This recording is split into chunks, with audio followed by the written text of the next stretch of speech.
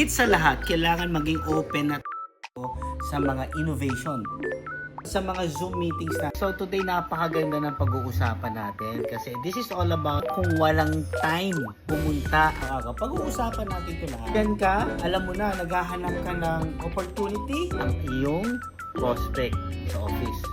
Busy siya. Anong dapat mong gawin? Malupit. Papaano kung taga-ibang bansa tututunan? Again, batian na muna tayo. Good morning! Sasha. Natin madaming ways na. Siyempre, di ba, meron na tayong online. So ngayon, ano yung step by step na dapat mong gawin? Hindi ka lang basta nagpapadala ng link, di ba? Madami ka nandito ang grupo, ha? Nandito ang grupo para tumulong sa iyo.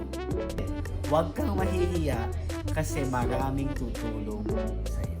Alright? So again, bati na tayo. Good morning!